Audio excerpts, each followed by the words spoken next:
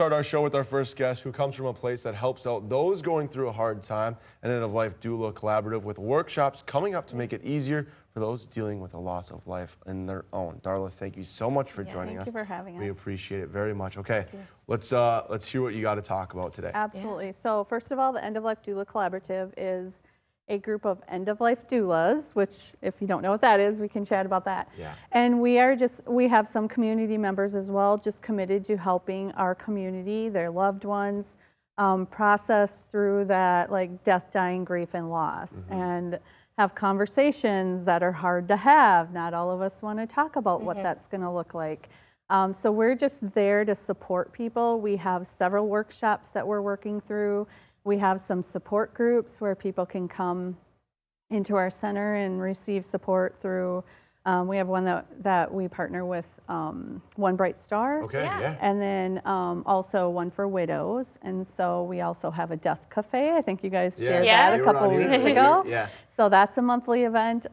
So we're just really focused on supporting our community. It might not necessarily be that you're at the end of your life, but just preparing for it. So maybe filling out your end of life paperwork, getting things ready as a gift to your family, because oftentimes, many of us have probably had situations where a loved one passed away and we had to go through all of that. And so we're here to support through that all the way through to the end of life. Yeah, what is the importance to you, and what really made you decide that you wanted to be an end-of-life doula? Good question. I would say most of our doulas, and myself included, walked through the process I had two parents. I had a father-in-law, and then I had a client that I had started working with that was more companion care. And I walked through that process with her and her family. And I think each person that I walked through it with was just a little bit different situation. And I just was like, at one point, like, okay, this is bigger than me, and found this group of amazing ladies that, right now there's all ladies, but men are welcome.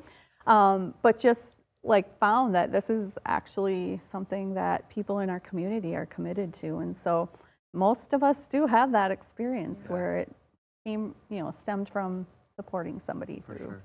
What would you say your biggest message is for those people that are dealing with maybe a loss of life, real quick?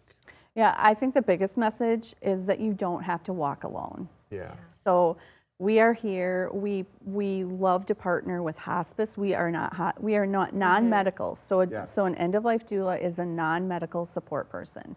We deal with the mental, the emotional, the spiritual, the practical. That's where we're helping make sure you have all the paperwork in order, decisions made. Maybe we help you write your obituary.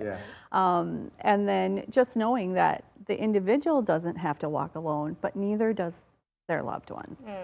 And we are we are so committed to making sure that those loved ones feel the support. And sometimes it takes hard conversations that they wouldn't be able to have together.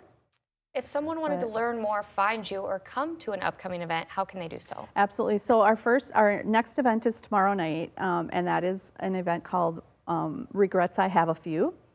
What do I do now? And so we'll just be talking through, what do you do if you have regrets? And it's okay, and processing through that. The best way to find us is on www.EOLDC, so End of Life Doula Collaborative.org. We're also on Facebook under the End of Life Doula Collaborative Southern Minnesota. So we do have several events coming up. You can find them all there. But for sure, our next one is tomorrow night. Okay. So Thank you, Darla. Thank you so much. Thank you so much. Thanks for having us. Come on, Kato.